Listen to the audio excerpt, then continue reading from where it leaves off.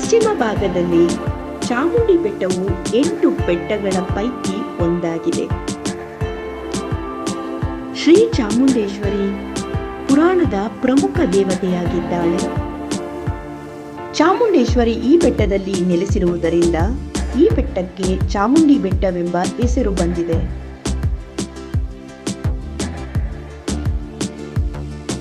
ಚಾಮುಂಡಿ ಬೆಟ್ಟದ ಮೇಲೆ ನೆಲೆಸಿರುವ ಈ ತಾಯಿ ಮೈಸೂರು ನಗರಕ್ಕೆ ಅಧಿದೇವತೆಯಾಗಿದ್ದಾಳೆ.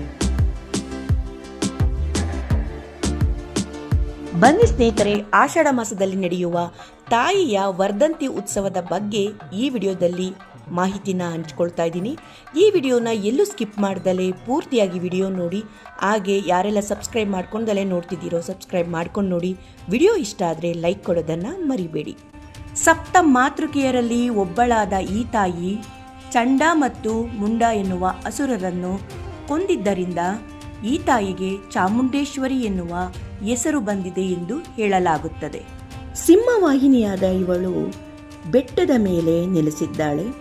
ಮೈಸೂರಿನ ಚರಿತ್ರೆಯ ಪ್ರಕಾರ ಈಕೆ ಐತಿಹಾಸಿಕ ವೀರಮಾತೆ. ಚಾಮುಂಡೇಶ್ವರಿ ದೇವಿಯು ದುರ್ಗಾದೇವಿಯ ಉಗ್ರ ರೂಪವಾಗಿದೆ. ಮಹಿಷಾಸುರ ಎಂಬ ರಾಕ್ಷಸನನ್ನು ಸಂಹಾರ ಮಾಡಲು ದೇವಿಯು ಈ ರೂಪವನ್ನು ತಾಳಿದಳು ಎಂದು ಹೇಳಲಾಗುತ್ತದೆ.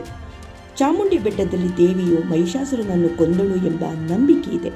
ಹಾಗಾಗಿ ಈ ಬೆಟ್ಟವನ್ನು ಮಹಿಷಾಸುರನ ನೆಲೆ ಎಂದು ಕರೆಯಲಾಗುತ್ತದೆ. ಅಪಾರ ಧೈರ್ಯಶಾಲಿನಿ, ಮೈಸೂರು ಒಡೆಯರ ಕುಲದೇವತೆ, ರಕ್ಷಣಾ ದೇವತೆ, ಅಧಿದೇವತೆಯಾಗಿದ್ದಾಳೆ.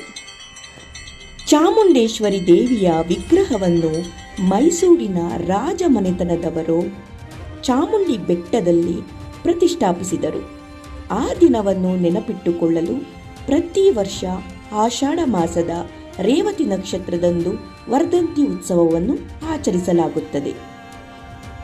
ಈ ತಾಯಿಯ ಉತ್ಸವವನ್ನು ಆಷಾಢ ಮಾಸದಲ್ಲಿ ವಿಜೃಂಭಣೆಯಿಂದ ಆಚರಿಸುತ್ತಾ ಬರಲಾಗುತ್ತಿದೆ.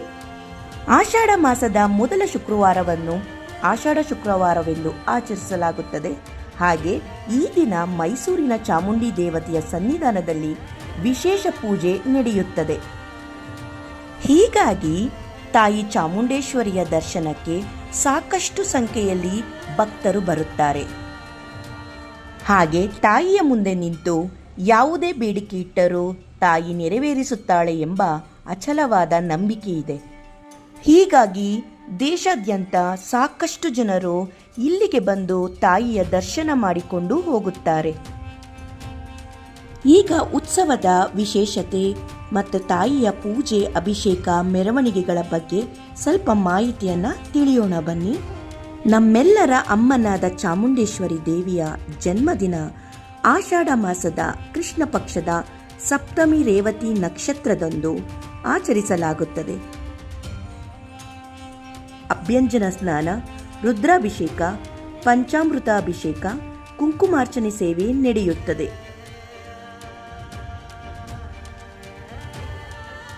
ನಂತರ ರಾಜವಂಶಸ್ಥರು ಬಂದು ಚಿನ್ನದ ಪಲ್ಲಕ್ಕಿ ಮೆರವಣಿಗೆಗೆ ಚಾಲನೆ ನೀಡುತ್ತಾರೆ.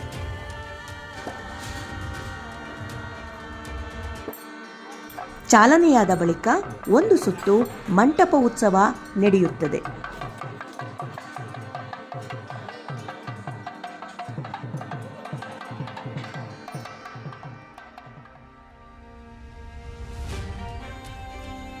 ಇದಾದ ಮೇಲೆ ಸಂಜೆಗೆ ತಾಯಿಗೆ ಅಭಿಷೇಕ ಮಾಡಿ ಮತ್ತೆ ದರ್ಬಾರ್ ಉತ್ಸವ ನಡೆಯುತ್ತದೆ. ಅರಮನೆಯಲ್ಲಿ ಹೇಗೆ ದರ್ಬಾರ್ ಉತ್ಸವ ನಡೆಯುತ್ತದೆಯೋ ಹಾಗೆಯೇ ದರ್ಬಾರ್ ಉತ್ಸವ ಮಾಡಲಾಗುತ್ತದೆ. ಈ ವರ್ಷ ಉತ್ತಮ ಮಳೆಯಾಗಲಿ, ನಾಡು ಸುಭಿಕ್ಷವಾಗಿರಲಿ ಎಂದು ಆ ತಾಯಿಯನ್ನು ಕೇಳಿಕೊಳ್ಳುತ್ತಾರೆ. ದರ್ಬಾರ್ ಉತ್ಸವದ ನಂತರ ರಾತ್ರಿ ಸಮಯಕ್ಕೆ ಭಕ್ತರಿಗೆ ದರ್ಶನಕ್ಕೆ ಅವಕಾಶ ನೀಡಲಾಗುತ್ತದೆ. ಆ ದಿನ ಭಕ್ತರು ಹೆಚ್ಚಿನ ಸಂಖ್ಯೆಯಲ್ಲಿ ಭಾಗವಹಿಸಿ ದೇವಿಯ ದರ್ಶನ ಪಡೆದು ಪುನೀತರಾಗುತ್ತಾರೆ.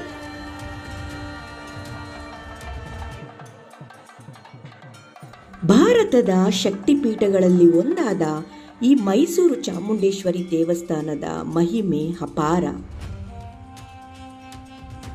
1820ರಲ್ಲಿ ಮುಮ್ಮಡಿ ಕೃಷ್ಣರಾಜ ಒಡೆಯರವರು ದೇವಿಯ ವಿಗ್ರಹವನ್ನು ಮೈಸೂರಿನ ಚಾಮುಂಡಿ ಬೆಟ್ಟದ ಮೇಲೆ ಪ್ರತಿಷ್ಠಾಪಿಸಿದ ದಿನದ ಸ್ಮರಣಾರ್ಥಕವಾಗಿ ಆಷಾಢ ಮಾಸದಲ್ಲಿ ರೇವತಿ ನಕ್ಷತ್ರದಂದು ಈ ತಾಯಿಯ ಚಾಮುಂಡಿ ವರ್ಧಂತಿಯನ್ನು ಆಚರಿಸುತ್ತಾ ಬರಲಾಗುತ್ತಿದೆ.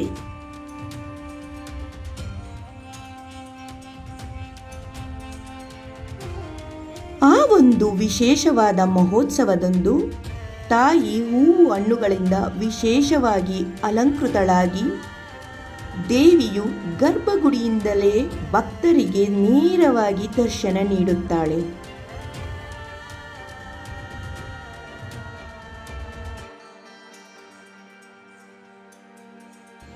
ಆ ದಿನ ದೇವಿಗೆ ಮಾತ್ರವಲ್ಲ, ಇಡೀ ದೇವಾಲಯವನ್ನು ಹೂವು ಹಣ್ಣುಗಳಿಂದ ಸುಂದರವಾಗಿ ಅಲಂಕರಿಸಲಾಗುತ್ತದೆ.